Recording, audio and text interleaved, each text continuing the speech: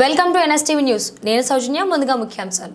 Bharatiya Janata party Warangal జిల్లా అధ్యక్షులు గంటా రవికుమార్ ఆధ్వర్యంలో జిల్లా అధికార ప్రతినిధి ఆడేపు వెంకటేష్ అధ్యక్షతన ఈరోజు ఏకశిలా పార్క్ బాలసముద్రం వద్ద వరంగల్ జర్నలిస్టుల డబుల్ బెడ్రూమ్ కొరకై మహాధర్నా కార్యక్రమం నిర్వహించడం జరిగింది. జర్నలిస్టు సోదరుల యొక్క సమస్యలపైన ఈరోజు మేము మహాధర్నా కార్యక్రమం చేపట్టడం జరుగుతుంది. ఈరోజు వరంగల్ జిల్లాలోని జర్నలిస్ట్ సోదరులకి గత బీఆర్ఎస్ ప్రభుత్వ ఎమ్మెల్యేలు మంత్రివర్యులు ప్రస్తుత ఎమ్మెల్యేలు మంత్రివర్యులు ఎన్నో వాగ్దానాలు చేశారు. కానీ ఏ ఒక్క వాగ్దానాలను కూడా వాళ్ళు నెరవేర్చుకోవడం జరగట్లేదు. ఈరోజు 12 కోట్లతోని దేశాయపేటలోని 12వ డివిజన్లో గత బీఆర్ఎస్ ప్రభుత్వ మున్సిపల్ శాఖ మంత్రులు కేటీఆర్ గారు ఏప్రిల్ 12, 2021న శంకుస్థాపన చేశారు. అది ఆ శంకుస్థాపనలో ఆ డబుల్ బెడ్రూమ్లు అన్నీ కూడా పేద జర్నలిస్టుల కోసమని చెప్పడం జరిగింది. ఈరోజు బీఆర్ఎస్ ప్రభుత్వం వాగ్దానాన్ని మేమెందుకు నెరవేర్చాలనే ఒక కక్ష సాధింపు చర్యతో స్థానిక కాంగ్రెస్ ఎమ్మెల్యేలు మంత్రివర్యులు కొండా సురేఖ గారు వారికి ఇవ్వకుండా అవి రెడీ అయిన తర్వాత అసాంఘిక కార్యక్రమాలకు అడ్డగా ఉన్నాయి. కాబట్టి వెంటనే మేము కలెక్టర్ గారికి రిక్వెస్ట్ చేస్తున్నాము, ఎవరైతే అర్హత ఉన్నారో పేద జర్నలిస్టులకు మీరు వెంటనే షార్ట్ లిస్ట్ తయారు చేసి ఆ రెడీ అయి కేంద్ర ప్రభుత్వ నిధులతోని తయారైన ఆ డబుల్ బెడ్రూమ్లో వెంటనే జర్నలిస్టులకు మంజూరు చేయాలని ఈ ధర్నా ద్వారా మేము కోరడం జరుగుతుంది. అదేవిధంగా జిల్లా అధ్యక్షులు గంటరాజు ఆధ్వర్యంలో ఈ కార్యక్రమం ఇంకా బ్రహ్మాండంగా అరేంజ్ చేసినందుకు జిల్లా పక్షాన వాళ్ళకి ధన్యవాదాలు తెలుస్తూ, అదేవిధంగా స్టేజ్ ఉన్నటువంటి మాజీ ఎంపీ సీతారామయ్య గారికి, మాజీ ధర్మారావు గారికి, మాజీ ఎమ్మెల్యే మొన్నార్ శ్రీనివాల గారికి, మాజీ ఎమ్మెల్యే అల్లూరు రమేష్ గారికి, స్టేట్ ఎగ్జిక్యూటివ్ మెంబర్స్ అయినటువంటి మన శివన్న గారికి, అదేవిధంగా మొన్నాలు వెంకటరమణ గారికి, రత్నం సతీష గారికి, నా తోటి మిత్రులకు అందరికీ పేరు వేదికలు ఉన్న అందరికీ కుటుంబ సభ్యులారా, మనం ఎక్కువ విషయాలు ఏం మాట్లాడేది లేదు.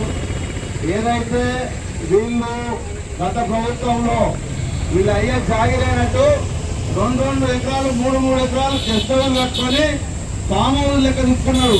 ఇదే బాల సముద్రంలో 1000 కోట్ల రూపాయల భూమిని అయ్యేదైనట్టు చెస్తవులు సామాన్లు కట్టుకొని మంచిగా సుఖంగా ఉన్నారు. ఎండలో వాళ్ళు కష్టపడి మన వెంట బుక్కడి నీళ్ళు తాడుకుంటూ మనతో ప్రయాణం చేస్తే మీరు చేసే నిర్వాహకం ఆశ పెట్టి మీరు ఏం మేడం, మీరు ఎమ్మెల్యేలు మంత్రుల యొక్క మాటలు వినకండి. ఎవరైతే బిలో పవర్టీ ఫ్యామిలీ ఈ జర్నలిస్టు తూర్పు నియోజకవర్గ జర్నలిస్టులు ఉన్నారో మీరు వెంటనే వారి ధర్నా దగ్గరికి వెళ్ళండి.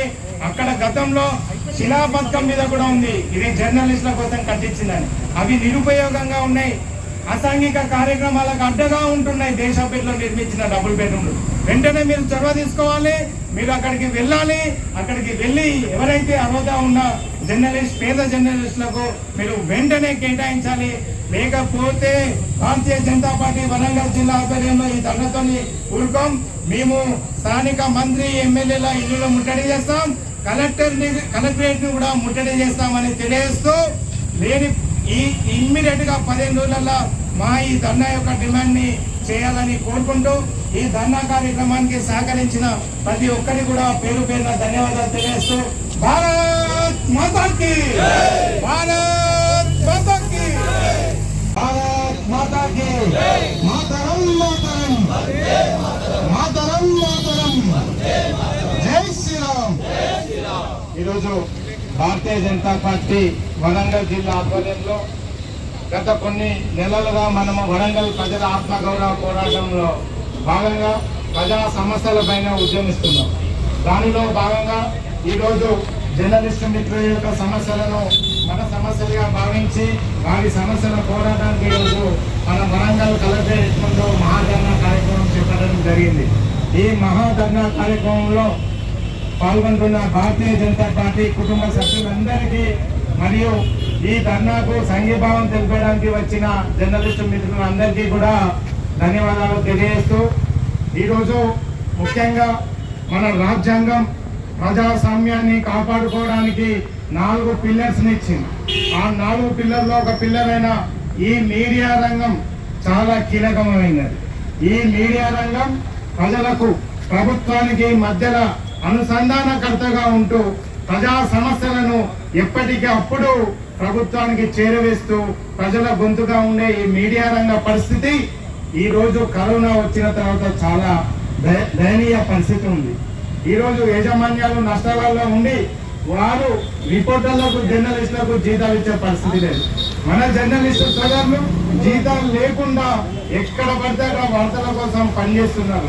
ఎండనక వాననక చాలా బీద కుటుంబాలు ఎక్కడనో 1-2% జర్నలిస్టులు ఆర్థికంగా నిలదొక్కుంటారు.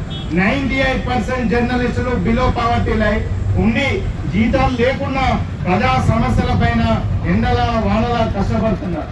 అలాంటి జర్నలిస్టుల కోసం వరంగల్ జిల్లాలో తెలంగాణ రాష్ట్రం సాధించుకున్న తర్వాత అప్పటి మున్సిపల్ శాఖ మంత్రులు కేటీఆర్ మనకు ఇక్కడ ఏప్రిల్ 12, 2021 సంవత్సరంలో దేశాయిపేటలో 3 ఎకరాలలో 2 ఎకరాలలో కేంద్ర బడ్జెట్ తోని డబుల్ బెడ్రూమ్ కట్టించడం కోసం శంకుస్థాపన చేసింది.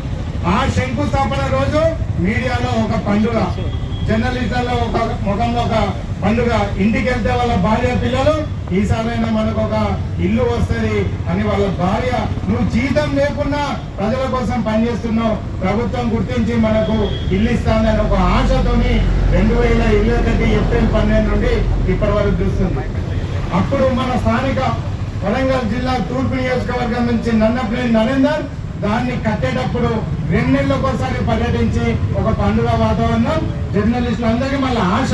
దానికి ఒక మీడియా దాదాపు ఒక 500 మందితో ప్రదర్శన మేము చేస్తానో మీడియా మిత్రులకు ఇస్తున్నాం. అలాంటి వార్తలు చూసిన జర్నలిస్ట్ కుటుంబ సభ్యులు వారి పిల్లలు ఆనందపడ్డారు, అదే మనకు వస్తానే ఈ పని అవుతుందని. కానీ ఇదే నరేందర్ మళ్ళీ ఎన్నికల ముందు ఇస్తే అయిపోయేది. షార్ట్ లిస్ట్ అయింది, కలెక్టర్ దగ్గర ఉంది, అప్పటికి రెడీ అయి ఉన్నాయి.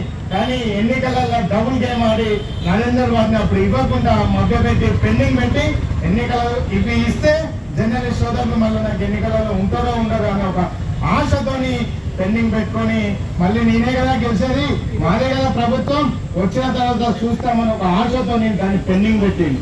ఆయన ఏం చేసిండు, మొన్న కాంగ్రెస్ ప్రభుత్వం అధికారంకి వచ్చింది, బీఆర్ఎస్ పార్టీ లేదు, అధికారంలోకి రాలే. కానీ మళ్ళా వచ్చి ఆయన మళ్ళా మొన్న జర్నలిస్ట్ సోదరులు వరంగల్ తూర్పు నియోజకవర్గంలో దాదాపు 200 కుటుంబాలు ధర్నా చేస్తుంటే ఆడికి వెళ్ళి సంఘీభావం చెప్తా ఉన్నారు. ఆయన కథ ఎట్లున్నదంటే దయ్యాలు వేదాలు వాళ్ళు ఇచ్చినట్టున్నాయి, నక్కలు నీతి మాట్లాడినట్టున్నది. నరేందర్ సిగ్గుండాలే, నీ చేతిలో 3 సంవత్సరాలు మేయర్ ఉన్నావు, 5 సంవత్సరాలు ఎమ్మెల్యే ఉన్నావు, నీకు ఇయ్య చాతకాలే కాకుండా మళ్ళీ ఇప్పుడేదో వచ్చి జర్నలిస్ట్ సోదరులకు సంఘీభావం మళ్ళీ వాళ్ళ క్రెడిట్ పొందాలని చూస్తున్నాం. ఆయన పరిస్థితి అట్లుంటే జిల్లా మంత్రివర్యులు కొండా సురేఖ గారు తూర్పు నియోజకవర్గం ఎన్నికలలో మాకు జర్నలిస్ట్ సోదరులు మాకు చేయలేదు, టీఆర్ఎస్ పార్టీకి చేసిండ్రు అనే ఒక ఆశతోని ఒక నరేందర్ షార్ట్ చేసిన ఫైల్స్ ని మేమెందుకు ఇస్తాము అర్హత అని చెప్పి వాళ్ళు పెండింగ్ పెట్టున్నారు. రాజకీయాలు చేయండి, రాజకీయ పార్టీలు మారినా అధికారం మారినా కానీ పాలకులు మారిన మన జర్నలిస్టుల బతుకులు మారలే. వాళ్ళు రాజకీయ నాయకులు పాచికలు వేస్తున్నారు. అంటే అధికారం కోసం ఒకరు, అధికారంలోకి రావడం కోసం కక్ష సాధింపు చర్యలు జర్నలిస్టులపై వేయడం అది మంచి వాతావరణం కాదు. ప్రజాస్వామ్యం కాపాడుకోవాలి అంటే మనం జర్నలిస్టులను కాపాడుకోవాలి. జర్నలిస్టులను కాపాడుకుంటేనే మనం ప్రజాస్వామ్యాన్ని కాపాడుకున్న వాళ్ళం. అది మనం రాజ్యాంగం ఇచ్చిన హక్కు. ఆర్టికల్ 19 ప్రకారం జర్నలిస్టులకు స్వేచ్ఛను ఇవ్వడం జరిగింది. కాబట్టి ఇప్పటికైనా కాంగ్రెస్ ప్రభుత్వం దిగి రావాలి. ఇది స్థానిక ఎమ్మెల్యేల పరిస్థితి. కేసీఆర్ ఏం మాట్లాడిందో అప్పుడు మా జర్నలిస్ట్ సోదరులకు తెలంగాణ రాష్ట్రం మొత్తంలో కూడా మోడల్ గేటెడ్ కమ్యూనిటీలో కార్పొరేట్ కంపెనీల యొక్క గేటెడ్ కమ్యూనిటీ ఎట్లా ఉన్నాయో ఆ విధంగా జర్నలిస్ట్ కాలనీలు ఏర్పాటు చేస్తామన్నారు. అదే కాలనీలో జర్నలిస్ట్ పిల్లలకు మోడల్ స్కూల్ ఇస్తామన్నారు. వాళ్ళ పిల్లల పెళ్లిలకు కళ్యాణ వేదికలు కూడా ఆ కాలనీలో ఉంటాయని చెప్పారు. రాష్ట్రం మొత్తం కూడా జర్నలిస్ట్ కాలనీలు ఉంటాయన్నారు. కానీ ఏ ఒక్కటి కూడా ఇవ్వలేదు. ఆయన అలా చేస్తే రేవంత్ రెడ్డి గారి మేనిఫెస్టోలో ఈ జర్నలిస్టుల కోసం మేము ఇల్లులు కట్టిస్తామన్నారు. జర్నలిస్టులకు హెల్త్ స్కీమ్ తీసుకొస్తా అని చెప్పాడు. వాళ్ళ పిల్లలకు 50% ప్రైవేట్ స్కూళ్లలో కార్పొరేట్ విద్యను అందిస్తామన్నారు. కార్పొరేట్ హాస్పిటల్లో కూడా వారికి వైద్య సదుపాయం చేసే విధంగా హెల్త్ స్కీమ్ తీసుకొస్తామని ఇదే రేవంత్ రెడ్డి అనేక వేదికలలో ఎన్నికల ముందు చెప్పారు. కానీ రాష్ట్రంలో ఎక్కడ కూడా పరిస్థితి లేదు. జిల్లాలో ఈ విధంగా ఉంది, రాష్ట్రంలో ఆ విధంగా ఉంది.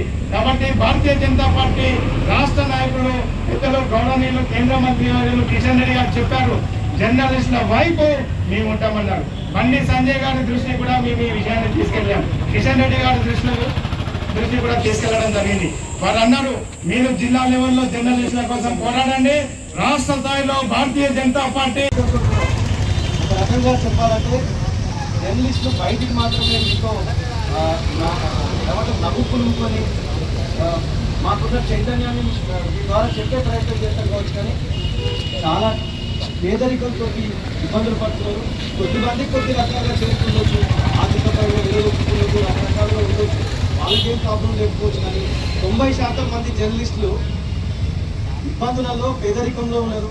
డబుల్ బెడ్రూమ్ ఇల్లు కావాలి అని అడుక్కునే దుస్థితిలో జర్నలిస్ట్ అలా ఉండడం అనేటువంటిది ఎంత ఇబ్బందిగా ఉండదు చూడండి. అంటే మీరందరూ కూడా తెలంగాణ కోసం ఉద్యమం చేసిన వాళ్ళు, తెలంగాణ కోసం ఉద్యమం చేసిన వాళ్ళంతా కూడా ఎక్కడున్నారు? అదే తెలంగాణ కోసం ఉద్యమం చేసినటువంటి జర్నలిస్టులు ఎంతమంది చేశారు? మేము అడిగేది పదవులు కాదు కదా, మేము అడిగేది ఇంకోటి కాదు కదా, కేవలం ఇల్లు అడుక్కునే దుస్థితికి తెలంగాణ రాష్ట్రం వచ్చిన తర్వాత నెట్టివేయబడ్డది అని అంటే ఇంతకంటే దుర్భరమైనటువంటి పరిస్థితి ఉండదు. మా కోసం మీరు ఒక అడుగు ముందుకు వేసినందుకు పెద్దలుగా మీ అందరినీ ప్రేమపూరితంగా చేతులెత్తి నమస్కరిస్తున్నాను. అవకాశం ఇచ్చినటువంటి బీజేపీ పార్టీకి కృతజ్ఞతలు తెలియజేస్తాను.